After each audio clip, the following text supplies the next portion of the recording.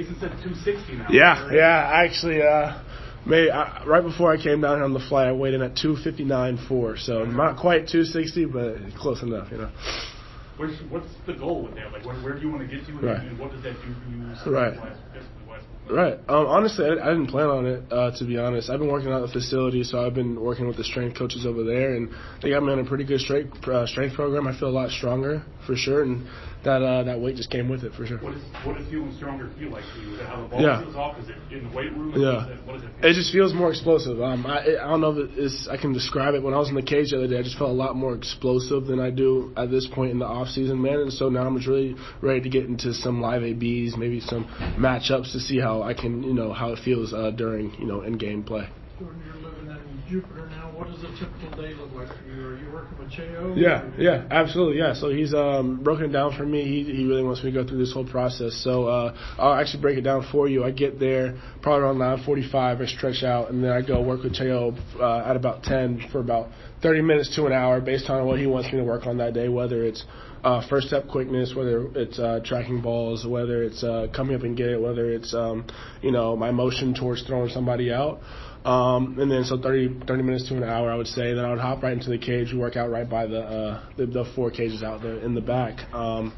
And I'll hit in there for maybe like 45 minutes to an hour as well. Sometimes Donnie will be in there with me, so if he's in there with me, talk to me a little bit, it'll be a little bit longer. And then afterwards, I'll go to the strength and conditioning and probably lift, and if I have to run that day, I'll run. So that takes about an hour, 30 minutes. I get back home around 2:30 based on what I get for lunch that day. Are you happy with the progress you've made defensively? Oh yeah, in the off season, yeah. So we've been working on in the strength and conditioning. I've been working on movements, being a little bit quicker laterally, and I grew fast, and they told me that. So it was just a little bit difficult. I was a little bit behind catching up to how my body moved, but they've definitely helped me out a lot with that in this off season. I just have to continue doing my drills so I can maintain it. Jordan, how is that? Like you talked about adding a little bit more size, right?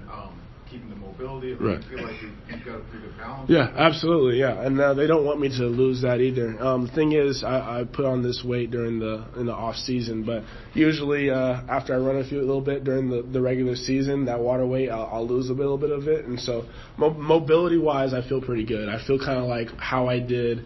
How fluid I was last off season, but just a little bit stronger and it's a little bit more explosive. If that makes sense. I know the goals are to win a championship right. this year, but individual goals with the way you finished last year with the power surge. What would be realistic numbers? Yeah, absolutely. I think, honestly, I would like to start driving the ball a little bit earlier on. As the season went on, I started driving the ball a lot better. And I think that's just a kind of a vague goal to have right now. And usually my dad and I, we talk about specific, stats goals. It was to do with stats later on. And once I do, we'll get back to you. And there's some stats goal I met last season and some that I didn't. So we'll try to, do a better job of bearing down this year. 30 home runs realistic? I would like it to be, yes, sir. Yeah, I would like it to be, for sure. Jordan, dating back to November, right. Belleville has said that his ideal starting outfield for 2024 was Carson Clark, Tommy Edman, and you. Hearing that, what does that do for your confidence, knowing that you're going to come in 2024 and have a consistent role, especially knowing how much strides you made defensively last year? Yeah, absolutely. It means a lot, first of all. But that was my goal out the gate, to be the starting right fielder, for sure. So I put a lot of work in this off season. But to hear him say that definitely it meant a lot to me, for sure. So did you think about? You think at all about this time last year? You were sitting up there talking about trying to make the team. Right. Did you reflect? When you got away from it and reflect on all the things that you did last season? Yeah, absolutely. I took that time, kind of after the season. Body's tired after the season, obviously, but there's a little bit of, just nostalgic feeling to it. Just look back on the season. Sometimes it felt long based on how my body felt at the end of the year, but I look back, it went by really quickly, and so I have to, remind myself to enjoy, every part of baseball because it is a really fun sport to play. What do you feel like you learned most about your first whole big league season? Most about myself? Yeah. Oh, absolutely. Yeah, that's a good question, man. I think I learned that I'm going to have to, I got to forget some of the things I learned coming up here because having all these veterans, having all these coaches, man, they've taught me a lot about the game. And that I think the one thing I learned about myself is that I have to always be able to adjust and be coachable, to be honest, because you never know. I didn't ever feel like I knew, the whole game because they're always teaching me something. Jordan, what did you see in Mason he struggled offensively? And what do you think that does as far as driving and shoulder? Yeah, honestly, I think everybody struggles. It just happened to him that it happened at the beginning. But I wasn't worried. I'm not worried about him at all. I've seen him hit for 20. I've seen him hit for 4 years now. I know that he can handle it, and I know the type of player that he is, and I think that he just needs to, relax, just like how I had a problem relaxing. I think we're pretty similar when it comes to that, and once he, fully relaxes, he's going to play his game. He's going to be a great hitter. He's going to be a great defender, as you guys know, so no problem with him at all. You mentioned that when he gets to a level, he kind of struggles, adjusts, then takes off. Yeah. You know better than anybody what that looks like from the outside. Yeah. Is that his competitiveness? Is that how analytical he is? Yeah, no, I think it just goes with this competitiveness as all. We're always competing, whether it's on the baseball field or off playing video games. He'll say he's better than me at video games. I'll disagree with that. But he's always competitive. Everything we do, when it came to, either sports or just pretty much anything. When it comes to, arguing who's the best basketball player of all time, I'll argue Jordan, he argues LeBron. But he's competitive with that. So it's just, I think it's the competitive spirit that he has. What kind of hitter can he be? For those of us who really haven't seen that day to day, what kind of offensive player can he be? I think he's going to be a really good hitter for average, but I think he has some power. I think people sleep on his power a lot. So I think he's going to hit a little bit more home runs than people think he's going to be. So I think he's going to be a pretty complete hitter when it comes down to it. Jordan, Mr. Scott's second interview this morning, he talked about, said that you've given him some advice about going into spring training and having a spot on the roster and he's in. How did those conversations come up and some of the things that you've kind of given him as kind of some advice as going into this spring for him? Absolutely, yeah. I mean, for guys like that, it's kind of hard to give advice in my situation because he's just so good. Like, what am I going to tell him? You know what I'm saying? When it comes to the game, I shouldn't tell him anything. He just keep doing what he's doing. Unbelievable athlete. I don't know if you guys have seen him. And he's an unbelievable basketball player, unbelievable bowler. He's kind of like the Mookie Betts of the Cardinals, I would say. But yeah, it's hard to tell a guy, give advice to someone who's that good. When it comes to it, I just kind of, give him little tidbits and just on how it's going to go, your first, full spring training and things like that. And I expect him, to be up pretty soon as well. So I was just trying to give him, a few heads up about some things, just how things work and how he's going to go about some things. So Cheo is tough love. Oh, yeah, absolutely, for sure. What's it like every day? I mean, is he on you, riding you pretty hard? Is he giving you tips? Yeah, absolutely. I would like it like that. I wouldn't want him to sugarcoat it at all. I feel like when you're sugarcoating it, you're trying to keep from hurting someone's feelings. But no, I mean, sometimes you're going to have to hurt someone's feelings if you want to be good at something, for sure. So, yeah, absolutely. He's definitely tough on me. George, what went into the decision to spend, this offseason down in Florida to correct the team complex? Yeah, absolutely. So these, strength and conditioning coaches, they told me, they want to have eyes on me, and I feel like I trust them because they've seen me all season. They've seen how my body worked. They know better than any, strength coach, like what to do and things like that. So I had that trust with them. They've been working with me, and I've been really happy with the results so far. Jordan, last year, there was 7 different guys that you played next to in center field. With Tommy Edman as the stated center fielder going into the year, what kind of value can that have to just know I'm going to play next to this guy? Major value. As you saw, Tommy Edman's a fantastic outfielder, and if any of that rubs up on me, I feel like that's a pretty good thing for sure. Communication-wise, what can that do for you guys out there? Absolutely. So, yeah, if I can just pick his brain a little bit, talk to him a little bit, what he sees, because his jumps and his routes are very, very, very good, and that's something that I really wanted to focus on this offseason, and I think that's just the first step as well. So once I get that down packed, getting the balls, tracking the balls, and then using some of my athleticism can definitely help me become a great outfielder. So just that communication is very important, I believe, if that answers your question. Are jumps and routes the thing that you can measure against the baseline? Like, are there videos or testing that shows you were here and now you're here? Or is it field based? Yeah, actually. So when I'm working with Cheo, he said he looked at video. He said when my jumps were better than others. And it actually comes to I'm glad you asked that because it comes to a thing we were talking about the other day.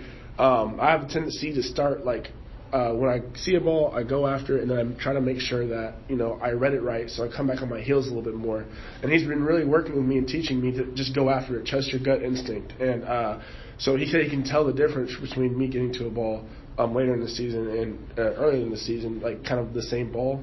And so I think that's just something that helps. It's not always maybe whether you're athletic enough or not. It's just based on like a mental mindset of trusting your first gut instinct. How much is sound part of it, like the way the ball comes off the bat? But especially the big league stadium too, right? That does not exist maybe in Florida. And some players talk about how it comes off the bat, and I think maybe part of my issue is I couldn't really tell, to be honest. Sometimes it sounded harder than it actually was, and so I really don't want to trust that as much. I kind of just want to trust my eyes a little bit more than my ears. Jordan, you made the jump from Springfield, go to St. Louis, and you spent some time in Memphis. What did last year teach you about kind of the differences between minor league ball and what it takes to thrive in the big leagues and the attention to detail and things like that? Yeah, I feel like when it comes to that, the big leagues have to be a lot more consistent. I have to be on a lot more than I would have to in the minor leagues. I'm not saying the minor leagues is easy, because it's definitely not. But in the big leagues, they made less mistakes. So those mistakes, I would have to capitalize on them when they did make those mistakes, and so I would have to be better, a lot more consistently. If that makes sense. That experience, like to lean back on, like now you've got that internalized a little bit. How much does that help you? Does it give you an added confidence going into this year because there's less that's you know what to expect to understand? I actually always don't think I know all of what I need to know, but. Yeah, definitely. If your question was, does it give me confidence? Absolutely. Having my first year is definitely something I can look back on. Definitely a first step in my career, and it definitely helps me with my confidence-wise, for sure. When you were asked, what you feel like type of hitter Mason can be.